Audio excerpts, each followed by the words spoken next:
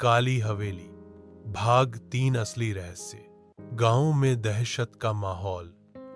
लगातार 3 लोगों की रहस्यमयी मौत हो चुकी है। सभी मौतें हवेली के आसपास हुई है।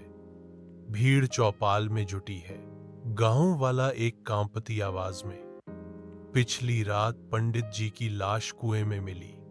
चेहरा ऐसा था जैसे किसी ने उबाल दिया हो। गांव वाला 2, ये सब हवेली की आत्मा का काम है। शांति की आत्मा बदला ले रही है। हवेली की टूटी खिड़की में लाल चमकती आंखें दिखती है। गांव में एक तांत्रिक भैरवनाथ आता है, हाथ में खोपड़ी और जपमाला। भैरवनाथ भारी आवाज में, ये आत्मा सिर्फ डराने नहीं आई, इसे किसी ने बांधा है।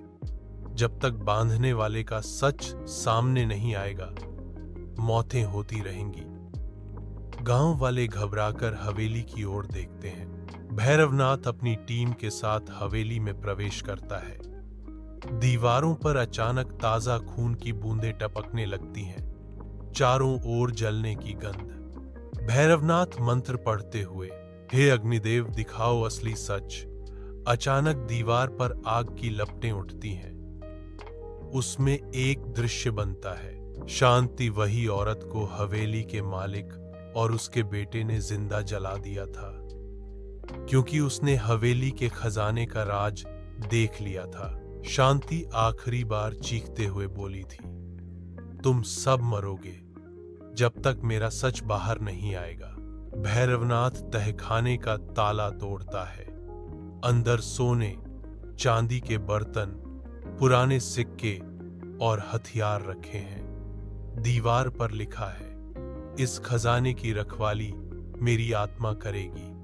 भैरवनाथ समझे, हवेली की आत्मा किसी को खजाना छूने नहीं देगी। जिसने भी कोशिश की जिंदा नहीं बचा। तभी जोरदार हवा चलती है। शांति की आत्मा लाल आंखों के साथ प्रकट होती है। शांति गूंजती आवाज में, तुम सब मेरे खून के गुनहगार हो, कोई नहीं बचेगा। गांव के 2 लोग खजाने में से सोने का बर्तन उठाने की कोशिश करते हैं। उसी पल दरवाजा बंद हो जाता है। औरत की चीख, आह!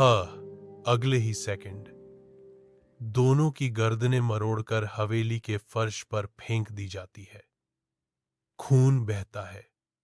सब गांव वाले डर के मारे भागते हैं। भैरवनाथ आत्मा से कहता है, मां, जिन लोगों ने तुझे जलाया था उनका नाम बता, ताकि तेरी आत्मा को मुक्ति मिले।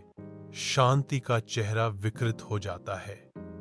वह हाथ उठाती है और भीड़ में खड़े एक बूढ़े जमींदार की ओर इशारा करती है। शांति गर्जना जैसी आवाज में, यही है असली गुनहगार।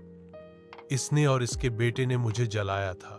गांव वाले उस जमींदार को पकड़ लेते हैं। वह कांपते हुए स्वीकार करता है, जमींदार, हां, हमने हवेली के खजाने के लिए उसे जला दिया था।